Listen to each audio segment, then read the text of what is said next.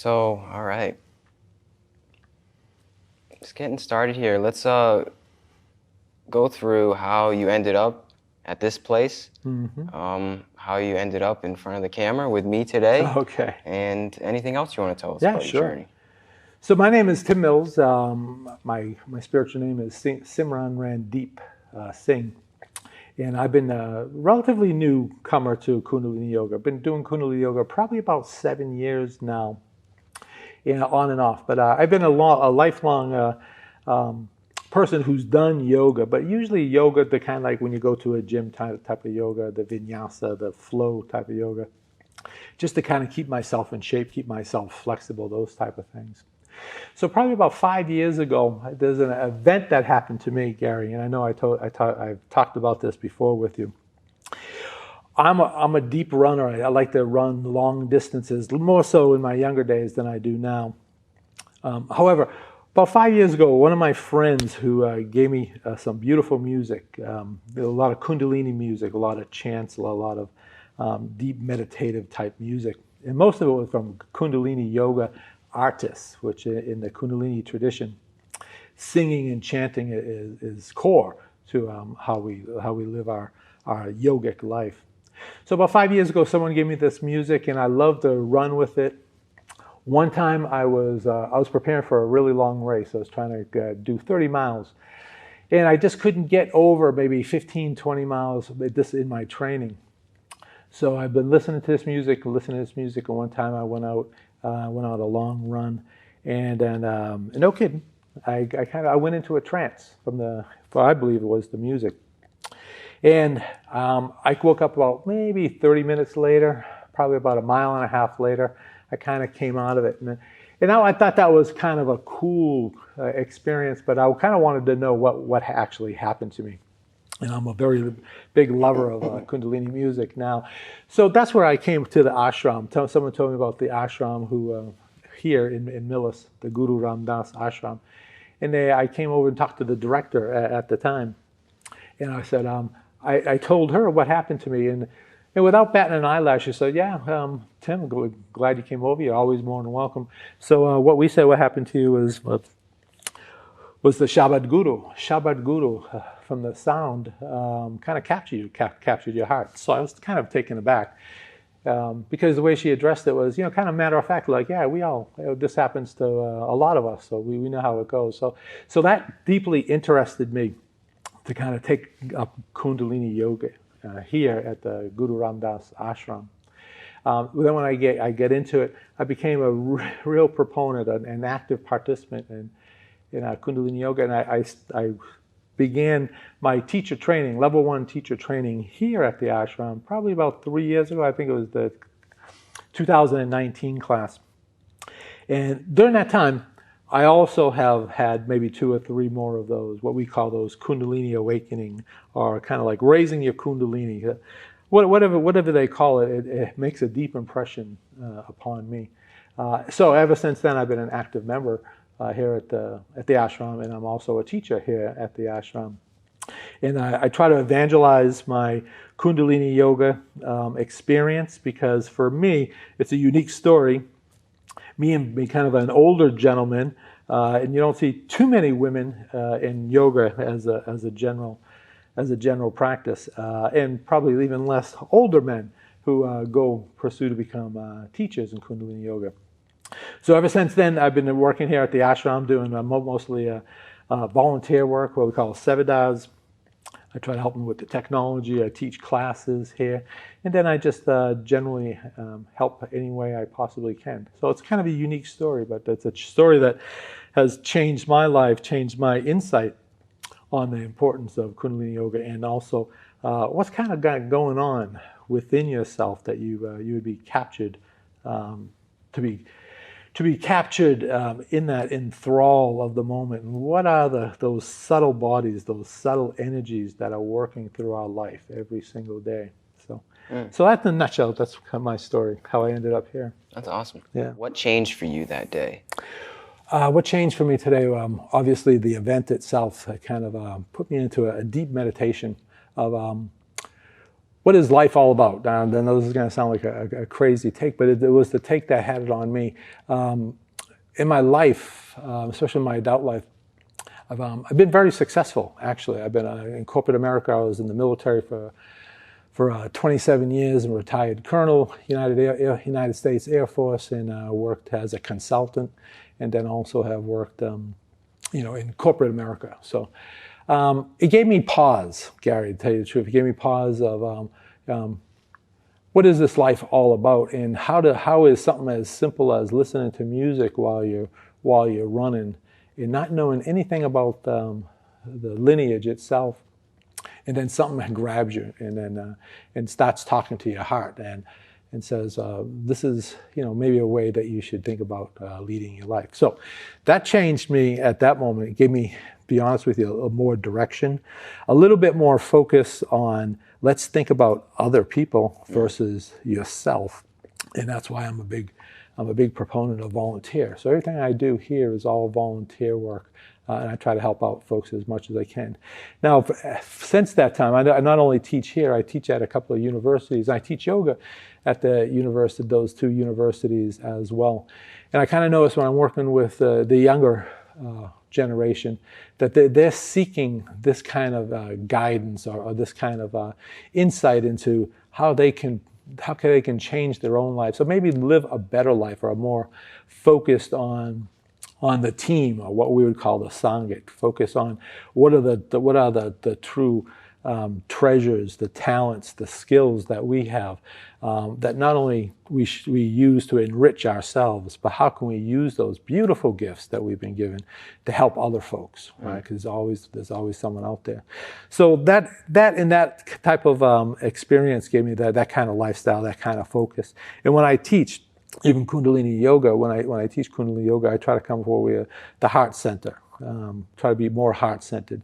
My big focus when I usually teach is on having folks to think about and how to expand or grow compassion for others, but also I more recently have taken upon myself to help teach folks, from what I know, is how to have self-compassion. Right, a lot of folks. They put themselves down or put too much pressure on themselves. And from my perspective, you can't really love or help other people with true compassion unless you have that compassion for yourself and that willingness to forgive yourself. So those are some of the basis for what I teach Kundalini Yoga right now. Yeah, amen. You gotta love yourself first. Yeah. So it seems like your heart chakra opened that day. Like there's something that just said, wait Yeah. a second, it's not all about me. Yeah.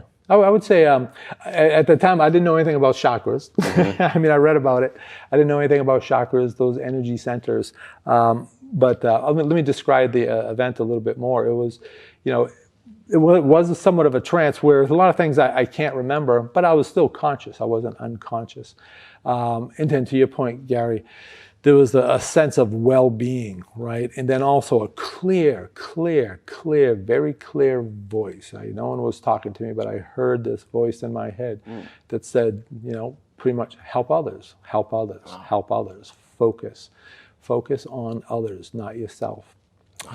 So that kind of what happened to me that day. And it's very cool. It was, I could be honest with you, so we're on camera. It was nerve-rattling, right? And I try to, I talked to a bunch of different folks, not only the spiritual guidance here, but other folks. I want to make sure there was nothing wrong with me physically or mentally or emotionally, all those type of things, and there was nothing that they could find, anyways. And so I take it upon myself that this was a spiritual awakening, and I just have to accept it now. Tim, being an educator, also born and brought up to be a rationalist, right? I have a good science background, so I want to make sure that what we're doing has meaning or can be somewhat proven. And this kind of rattled me a little bit that it's hard to kind of like measure those type of experiences that you have, and sometimes you just got to open up your heart and say, whatever it is, I just accept it. I accept that message and do the best I can going forward. Yeah, exactly. Those like spiritual experiences there's no science that could measure that. It's all direct experience. It's interesting though, because I've talked to a lot of other people about this, and even though people have different practices and techniques in order to get to that spiritual awakening, they all have this. They're all on the same wavelength of changing the viewpoint, perspective of life, like changing how they see themselves and how they see themselves in the world, and what they do then, thus after the whole event or whatever happened or whatever they did to get to that, right? Yeah. And that's what gets me. It's that it's almost like a stroke of grace for people sometimes, and it just happens. And then at that point, there's no going back, right? You couldn't go back to the old Tim. No, right? I couldn't. No, and to amplify what you said, I can't go back. But even more important for me, I don't want to. Right? It's not that like, geez, yeah, this isn't for me. But this happened to me. It's like, no, I have in a strange way after that event, when I got involved here with the ashram, it was no doubt whatsoever, no doubt that this was what I was meant to do. So I don't even actually think about go back type of idea. Yeah. So, but anyways, very cool. Now, really before, were you religious / spiritual in any way, or were you just like a pragmatic rationalist? Yeah, no, I was. I'd probably say I was spiritual in the fact that I always have believed in love and compassion and helping others. I come from a very large family, mostly Irish Bostonians, so to speak. So we were born and raised Catholic, and I still consider myself a Christian and a Catholic. One of the cool things I learned about Kundalini Yoga, and actually working with some of my Sikh friends, Sikhi friends, is they're more than embracing. Whatever you want to believe in, whatever you believe in, you're always more than welcome. Our true goal is to help and love each other, and we're all on the same path. But I've always been a little bit spiritual, but not devout, so to speak. Mm-hmm. Yeah, I like how you said the true goal is to help and love each other. It really is that simple. Yeah, when you come to that realization, it's like I mean, for me, it didn't happen, when I was a kid, and it didn't happen when you were a kid either, even though we're different ages. But I lived my life to a certain point. When it happened to me, I'm like, what? It's been hidden in plain sight the whole time. Like, how did I not see this? How did I not feel that this is really how life should be lived, and in service to others and in service to yourself as well, and the whole just be a good person kind of vibe. And there's no going back for me either. There's no way that I could really go back into the Matrix, I guess you could say. There's no way. Now that I see that love is the way. I know that sounds corny and cliche, but if you know that is the truth of why we're here as a human being, and that's what it really means to be a human being. To just be there for other human beings. That's the truth. And we overcomplicate it, man. It's so simple. Like, we just have to, in our own way, in our own circumstance, whatever we're good at. You're good at your stuff, I'm good at my stuff, and everybody who's watching this is good at their own stuff, but we're all servants, and we're all servants to each other. And that's the point of being a human being, is whatever you're good at, you serve in your own way for the betterment of the entire world, essentially. And that's the gist of it, man. I think once you get on that wavelength, you can see that obviously, yes, this is where we're supposed to be, this is how we're supposed to be, and we're supposed to build a better world from here. Beautiful, Gary. That was well said. Thank you very much. Right. And to hitchhike on what you were just saying, so it's not cliche. I'll throw another cliche out there, is for me, and I think most of the folks that I talk about, having that heart center and helping, being compassionate, doing the best you can, like Gary, what you were saying, leveraging the skills, your gifts, your competencies that you have. I mean, whomever the creator of the universe gave you those gifts, that not to put in your back pocket and say, hey, look how many gifts I have in my back pocket. How can I make more money, or how can I get a better car, all that kind of neat stuff.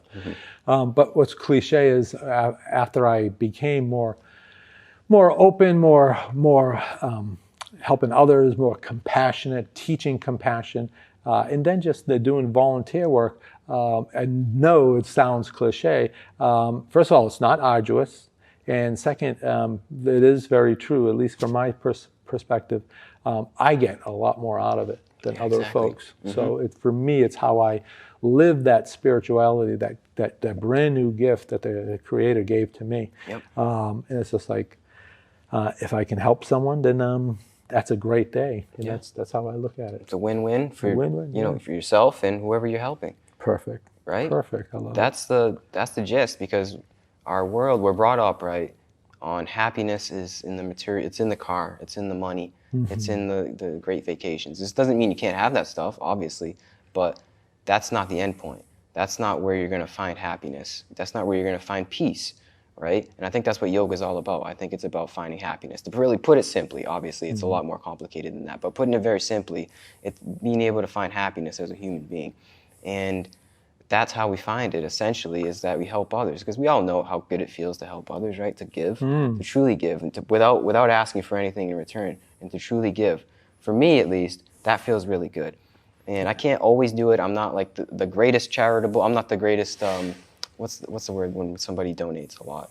A philanthropist. Yeah, philanthropist. Yeah. I'm not the greatest philanthropist in the world, but at least I try to put myself on that wavelength in whatever way possible, and more than just money. Maybe if it's even just saying hi to somebody or having like a 5-minute conversation with somebody. Just little things like that. They add up. They add up for, you know, the karma of the world, the good karma, and they add up for yourself. You know, they add up just to create a better well-being for yourself. It's it's a beautiful thing. I mean, would you say that's what yoga is to you? Yeah, I would say what yoga means to me. No, I've done a lot of studying on what yoga is, or what the. Yeah, how would you define it to somebody that has no idea? They think it's just like stretching and sweating. Yeah, exactly. That's the American, although the Western purview of it. So if you do the history of it, yoga, you know, they'll tell you that the root is, you know, comes from yug, which means to join, to bring together, and then most folks would say what they're talking about is metaphorically is like bringing yourself, your atman, your true self with the you know, the universe, the creator, the para atman up there. So that's what yoga is historically. Now, I would always also say, and I've kind of learned to say this, is yoga is what it means to you, right? It should be. But if it allows you that focus, if whatever lineage that you believe in, if it allows you that focus to become more one with yourself and to kind of understand that we are actually all one, we're all connected. You spoke about karma. You know, the whole idea of what we do affects everyone in the world and will affect our soul after we leave. Very, very big aspect of yoga from my standpoint. You know, what you do, how you do it, and it kind of defines you as a human, not only as a human, but as your spiritual person itself. So yoga to me, I'm currently a student of yoga, taking a bunch of courses to learn more lineages. You know, not only from the Sikh perspective, what we learn here in Kundalini yoga, but Bhakti yoga, the yoga of devotion, and Patanjali's Ashtanga yoga. But to your point, if you get a chance to study it, even if most folks maybe understand Ashtanga or Patanjali's 8 limbs of yoga, and originally there was never that much actually talked about asanas, which is what we call exercises or postures. It was always how to take care of you, how to be the best person you can be, how to help other folks, you know, the yamas, the niyamas, you know, give you some techniques on how to breathe, to comfort yourself, the pranayamas, and then asanas, which in Sanskrit actually kind of means to sit down. So it was all about sitting down. And then how do you concentrate and then achieve that those fine, subtle bodies for meditation. And that was kind of like the true original yoga. So that's about all that I know. But to your point, yoga in the West is pretty much kind of like going to the gym, taking a Pilates class, you know, with maybe an Om thrown in here and there type of thing, which is fine. I love yoga for the exercises as well. But a lot of the things that what me and Gary were talking about, getting more in tune with yourself and how yourself is really put on this earth to help others, right? And if you take that perspective, also we're here to help others. Maybe from the perspective that if you were all interconnected, you're really just helping yourself. And if you want to flip the coin, you know, we're just here to help each other. Kind of get across the walk yourself home, as Ram Dass would say, to walk each other home. So I wanted to hitchhike on one thing, because you mentioned chakras. So after I learned the different chakras, which kind of like the energy centers in your body, and each chakra represents a specific force or a skill set or kind of a vibration. It represents a lot of different things.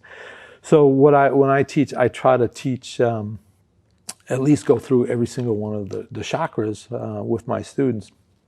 And from the understanding of, based on what we were just talking about, how do we help each other?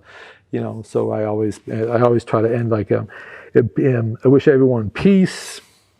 At the crown chakra, I wish everyone that has wisdom, how to live their life, how to help others, how to use your skills, all those type of things. Your throat chakra, to always speak the truth, as best as you can. But we control what we say to each other. We can control that. Sometimes you can't control your thoughts, but you can control how you talk to folks. How do you encourage folks? How do you uplift folks? That you can do that. The next chakra, your anahata, your heart, to have love and compassion for everybody, and have the willpower. The lower chakras, security, and keep yourself grounded. Even if you maybe don't understand the chakras as energy centers, or maybe you even don't know what they are, just kind of keeping that focus in mind of all those different qualities and energies are really here for us to kind of make ourselves better, so we can help other folks. So it's very intuitive once you start thinking about it. Yeah. The process of alignment, like you're literally aligning your body through yoga, and then you align how you act in the world. Yeah. And that has changed me. I grew up with a lot of bad habits, or maybe just the nature of my generation as well. I think we all have. But even, I think most of the vast majority of us have. But even something as simple, and I try to pass this on to my kids, right? You can be stressed out all day long, and you might want to punch someone in the nose, and that's just all part of being human.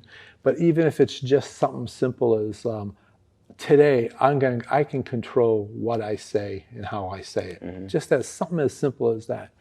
If you can just maybe what we used to call in the old days, if you could just bite your tongue when you want to yell and scream at someone, or if you see someone who's having a high stress day, if you just say, hey, what a beautiful day, I hope you're doing well, is there anything I can do to help?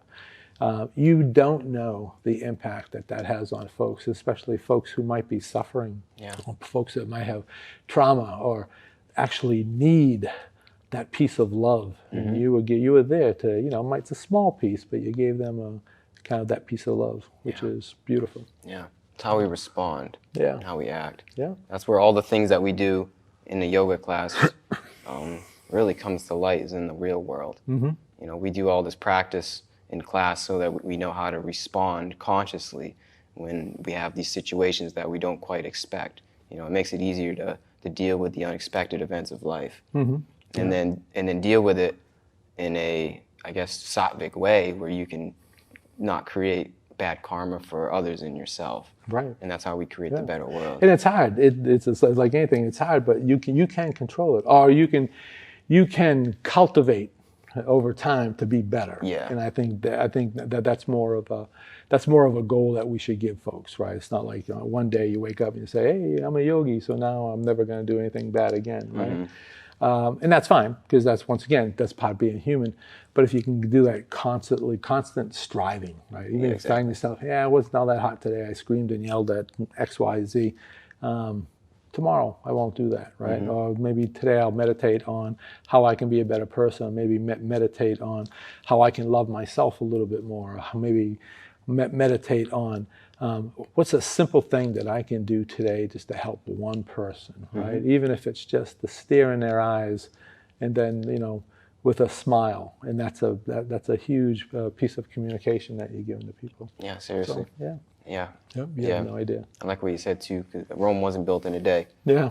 It does take time, a lot of time for sure. It takes commitment, time and commitment, discipline, commitment. And that's one of the things that brought me to, I really liked about yoga, is it wasn't just one For me, anyways, it wasn't just one stop. It was like, fantastic.